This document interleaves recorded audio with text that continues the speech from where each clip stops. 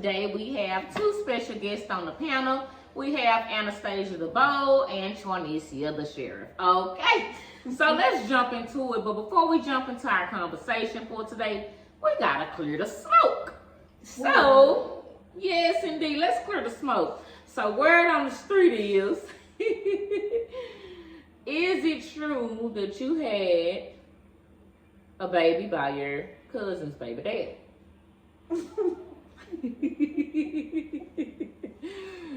Oh Lord. Clear the smoke.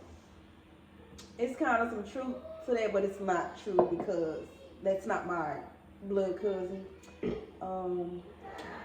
My auntie and the person's mom are actually best friends, so that's like, I guess it's my cousin. I guess you can say that. Right? No.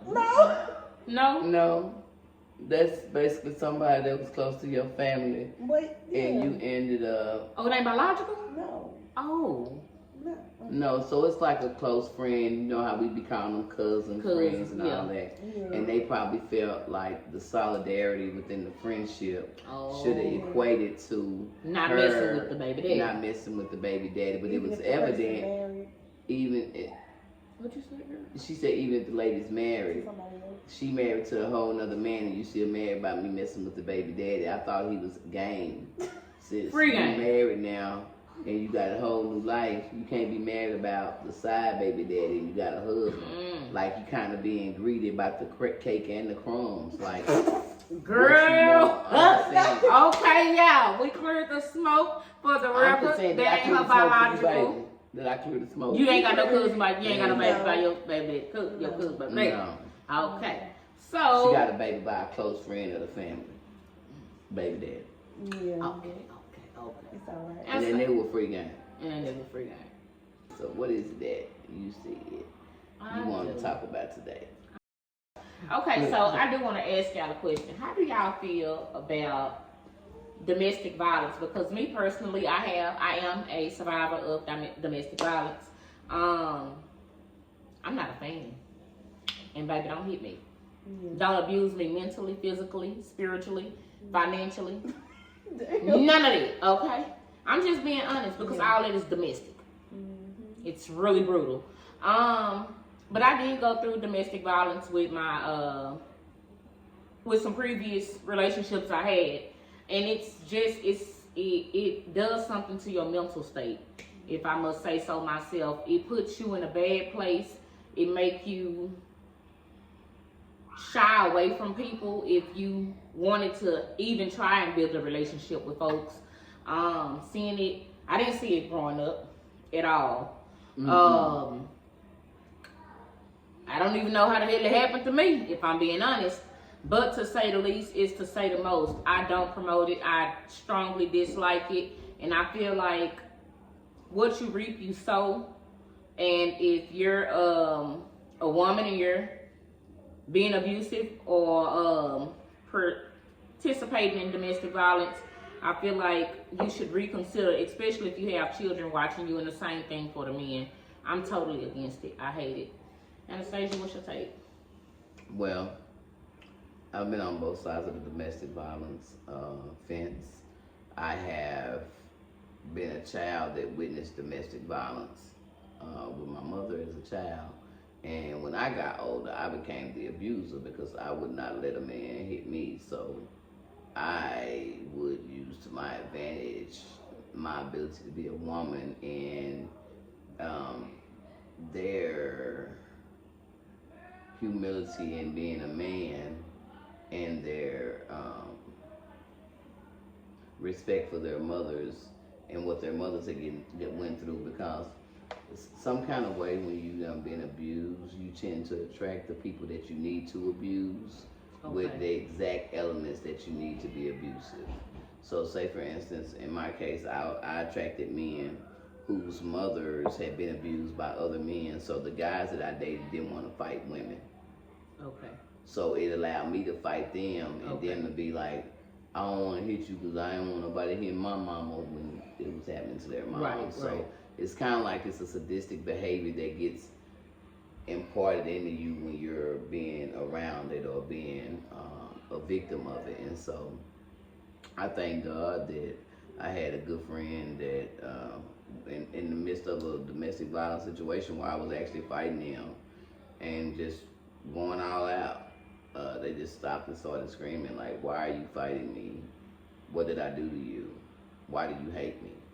And I don't know why it stunned me so, but it stunned me, and I just started crying because I couldn't answer because I didn't know why I was mad at him. I didn't know why I was fighting him, and I didn't know what I was mad about. Yeah.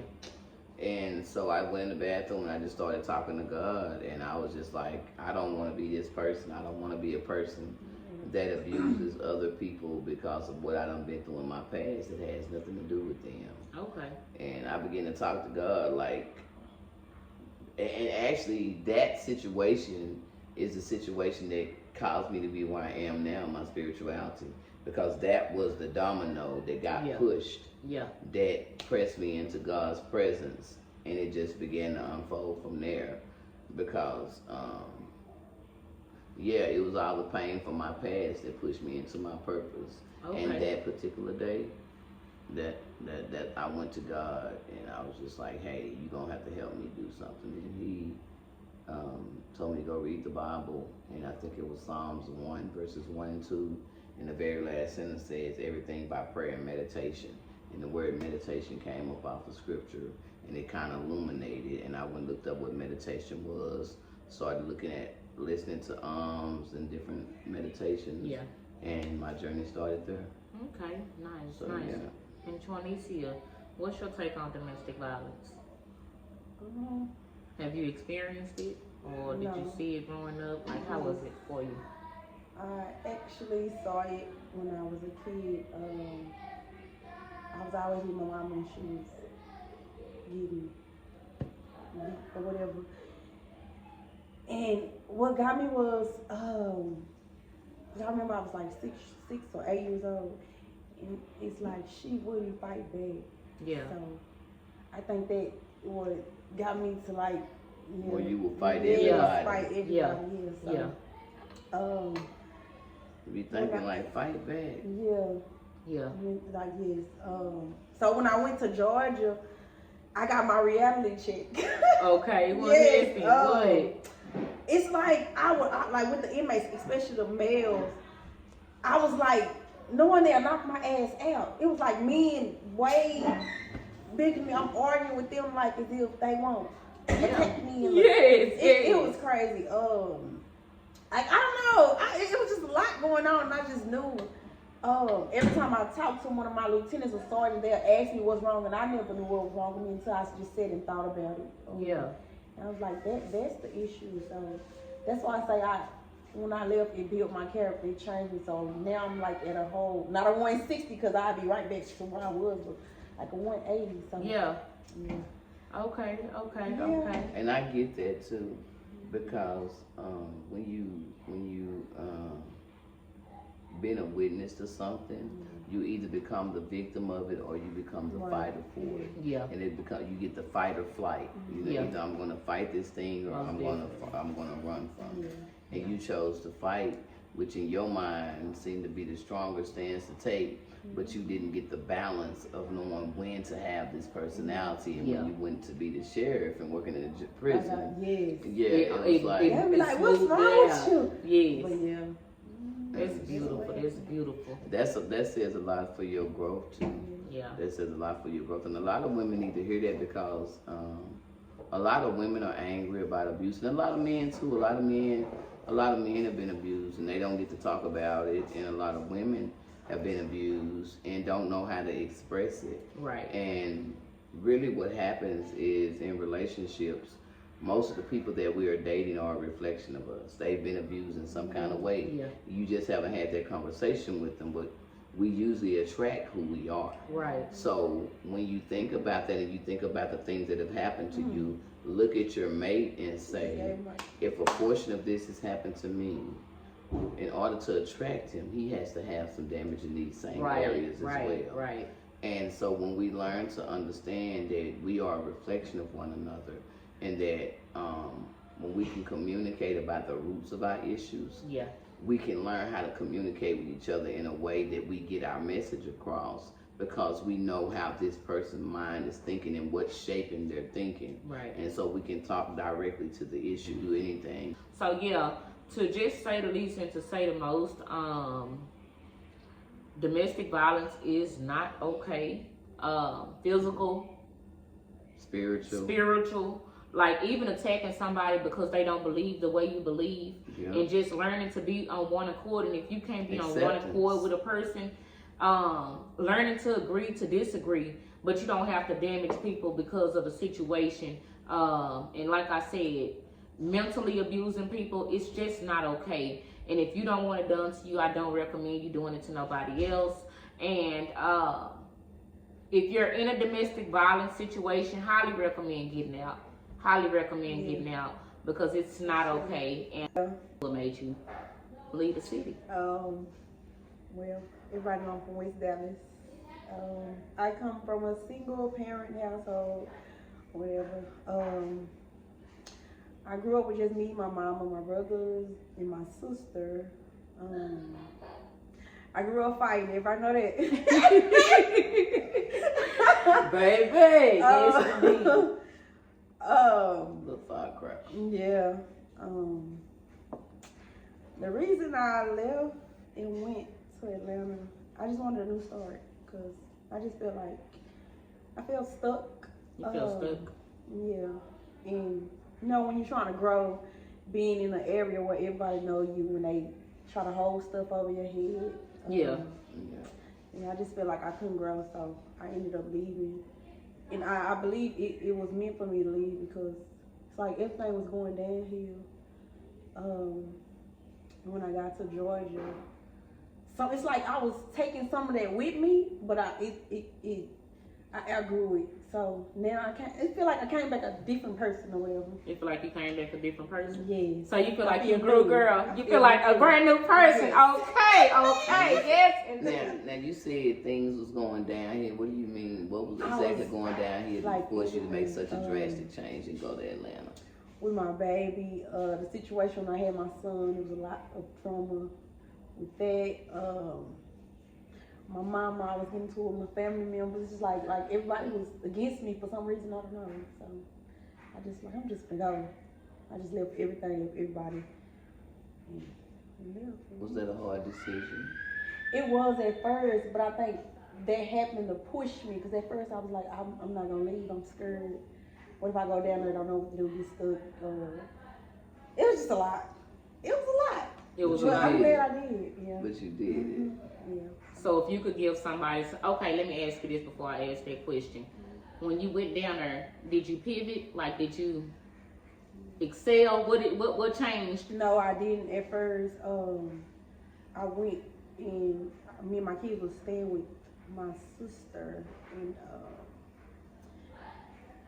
it's like when I got down there, I don't know how to say, cause I ended up getting into it them too. So it's like he was pushing everybody away, or I don't know. So what he ended up forcing you to do was to get on your own in an area where you knew nobody and who you came to trust. You that person, you even had to escape from that person as well, and to do your own thing. Now, when you say that, I know you said you and your sister was like falling out and stuff, and I know when you living with people, you get a job, they want money for you living there, and then you're like, well, I can't move out if I give you this much money. So I can only imagine the things that's going on with family, and then at the same time, they like, well, you dress like this, you do all this stuff. I'm looking at you, so I know how you can't give me how you can't give me my money. It's like I'm in your head, right? I totally understand.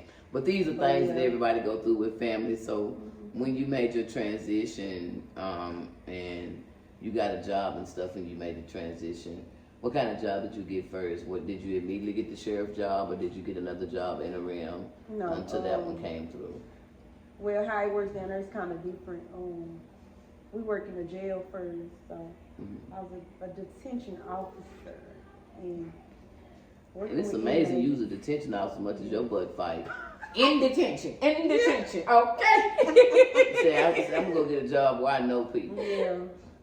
But I tried to do it understand. here too. So that was another reason.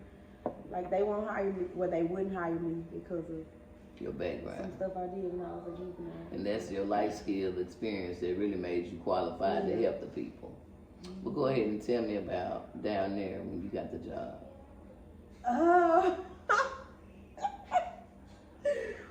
Hold on, when I got the job, I can't even remember. When I got the job, it was, I mean, it was different. It was different. It was different, but mentally, it kind of messed me up because it was a lot going on. I witnessed a lot of stuff going on in the jailhouse that I ain't seen before. So, yeah. Y'all want to go into detail? You can. I mean, you ain't got to be graphic or No. nothing, because we want to be mindful of our viewers, because we don't know who's watching. But if you can, just paraphrase. Like, did you get to see person on person, same sex person contact, or text, and things of that nature? It was all type of like stabbings, beating, like people, the men mainly beating the other men, like jumping on them. Brutal. Just like ridiculous. So yeah, that was a lot to deal with too. Kind of like a scared straight kind of thing. Suicide, like all type of, somebody took their own life because, I don't know, but yeah. Or you interested in going back to their position? Would you no, go back? Not No. that position, but I want to go back. Okay. Yeah. Well, it sounds like you got to grow up, and then you got to see the field that you was in. It made you be able to see like where It's your like actions it built could my have character. put you. It where built they your did. character. Yeah, it Yes, made you it think did. about your actions and things that you can share with your kids on your old behavior versus the things that you know now, and the possibility of things that could happen. Yeah. If you could give someone watching the show a piece of advice, Yeah. as Destiny said, she had cut it off, but I'm gonna bring it back. If you could give somebody one piece of advice about making that transition and moving, doing something they've never done before, what would you tell them? Just do it. Well, first plan it out. How you Plan, gonna baby, plan? please plan. No, serious, please plan, okay? Yes. Don't be depending Yeah. on your homegirl who Nothing. says you can live with Yeah. them and all that kind of stuff. Yeah. Call and find job things and things of that nature. Yeah. Know how the system go about riding the bus. Don't be thinking you can. Oh, Even that's though a person say I'll be, because I did that, because when I moved to Vegas and I relocated, and I moved to Vegas and with my comedy career, and I went down there with the thought of a friend of mine was going to assist me, because they were like, come down here, sis, I got you. All in. You ain't gotta do, you ain't really gotta do nothing. I got you. You ain't gotta work or nothing. Just chase your career and do your thing. So I went down there with my little goofy butt thinking, okay, this is what my friend told me and this is what's gonna happen. When I got there, the person was financially immature. They had enough money to meet their finances, but they wasn't doing it. They were constantly going through things that would make me feel like, okay, I need to do something to help this person. And then when I found out, I'm like, they didn't need my help. They just needed to manage what they already had. But you end up putting yourself in a position where you're sacrificing what you're making to help somebody else who already had these problems before you even came, and it builds a resentment. And so it pushes you out of their surroundings. And that's what happened with me in my situation. I ended up getting into it with the person that I was living with, and coming back to Dallas as well. But what I did learn while I was there was in Vegas, you can be anybody. Every day you can be somebody else. In Vegas, you can reinvent yourself every day. You can be a preacher on Sunday and a prostitute Monday. And nobody's going to judge you any different. Like, it's like, hey, this is my business card and my address for where I live. If you want to talk to me, I'm like, what kind of business you have? No, I don't have a business. It's just my cards. And I'm like, oh my God. And then it was like 10 to 12 women per guy. 10 to 12? Per guys per woman. 10 to 12 guys per woman, that's what it was. Okay. The men down there will come at you saying stuff like, oh yeah, I get a military check and a disability check, and like they'll run down all their checks to you. Then you'll like go on a date with them, and you find they have 3 ex-wives that's getting some money out of each check, and it just was like really. And then you find it was like really a different type of atmosphere. Let me look at my cards, my little book. Okay, so ladies, Yes. I have a question for y'all. So how do y'all feel about dating 2 guys that you didn't know was cool? Have y'all ever dated 2 guys that y'all knew were cool? Or did you find out they were cool later? Or what's the tea on that, y'all? What y'all think? Well, I think it's gonna make great conversation for them if they ever find out. Oh, wait, what'd you say? I think it'll make great conversation for them if they ever find out. Yeah. I have done that. Ended up dating people that knew each other, but it was because just everybody was in the same neighborhood, Oak Cliff, South Dallas. Oh well. And just based on, I always leave a good impression. Yeah. So what normally ends up happening is they end up like, what made y'all break up? You know what I'm saying? Yeah. And they like try to find out what that nigga did wrong, so they know what not to do. That. But it don't ever work out in my worst. It always they end up competing with each other rather than. Yeah, it being What you think? What's your take? But I try to steer away from those type of situations. Okay. I try to steer away from those type of situations. Everybody nowadays it can be volatile. You know it, honey. I don't know what to say. Everybody know everybody. Everybody know everybody. I can't do nothing back. It is what it is, huh? Y'all heard that for the people in the bed now. Okay. All right. And that's your friend, not mine. Okay. I don't owe y'all nothing. That's your friend, not mine. Okay, I heard that.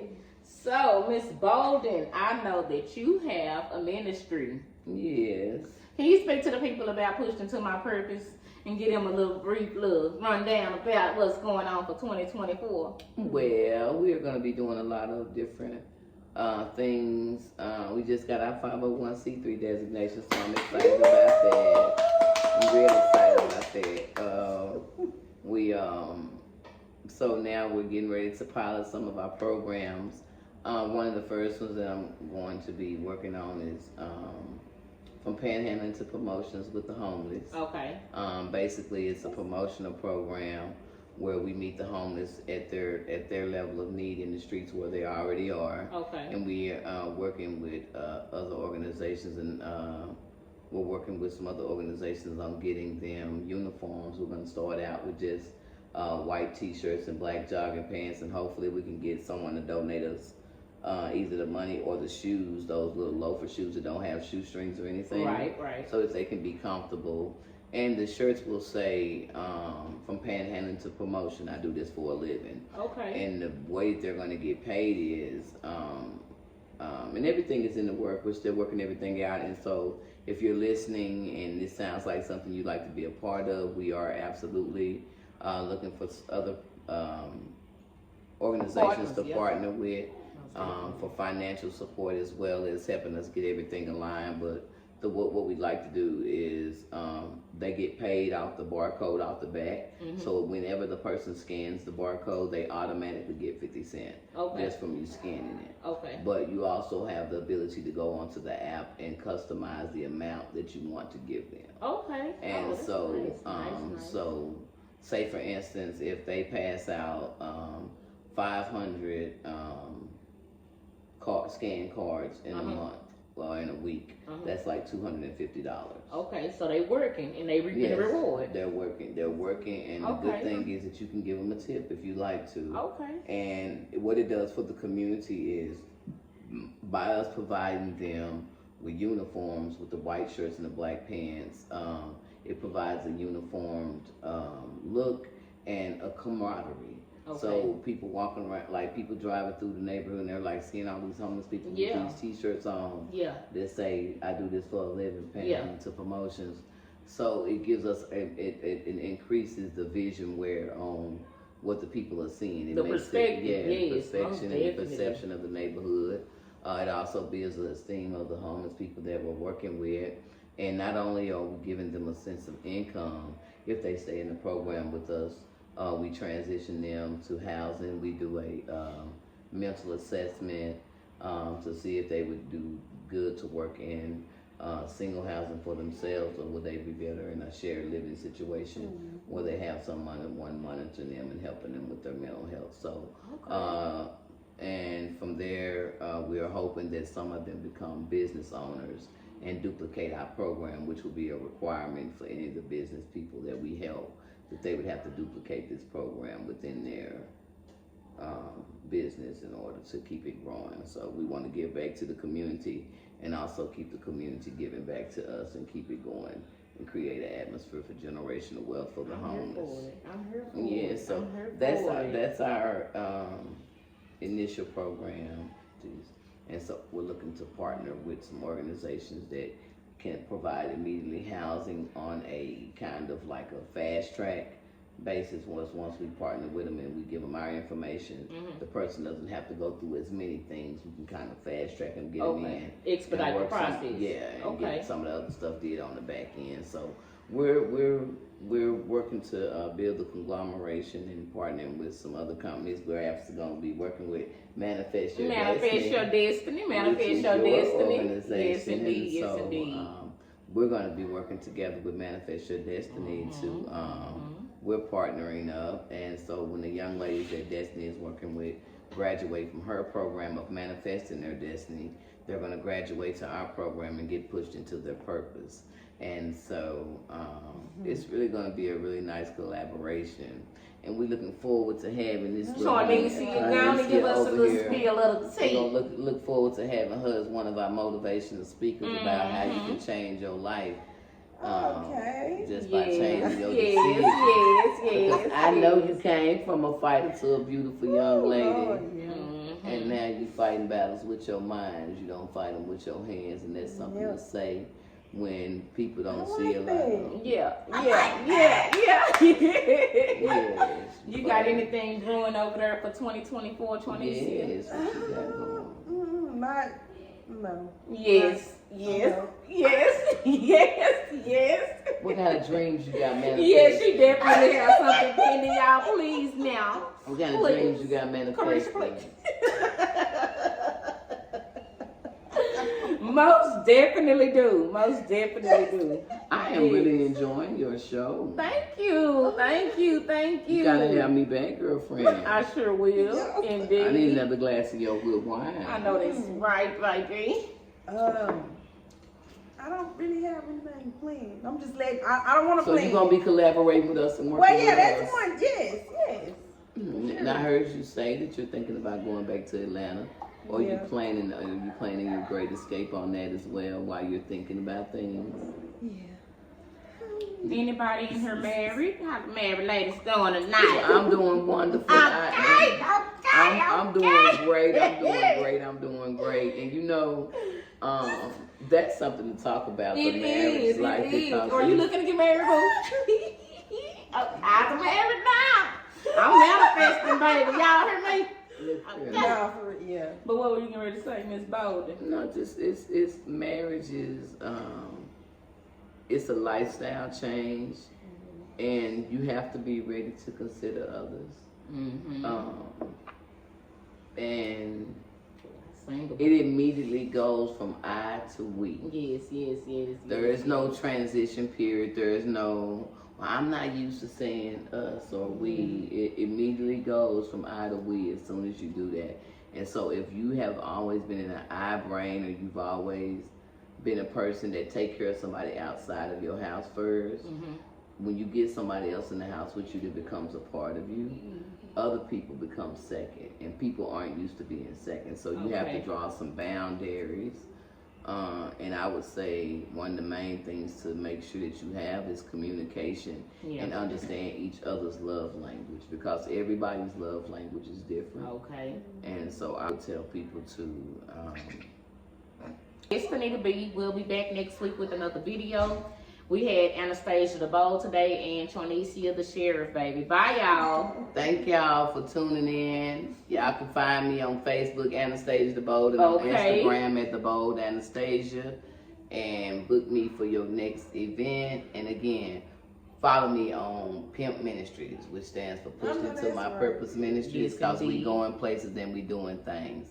This is the Manifest Your Destiny Talk Show with my girl Destiny the Bold, baby. Special guest Anastasia the Bold and Special guest Yeah. Tonicia. hey, the sheriff. Okay. We out of here. Bye bye, y'all. Oh.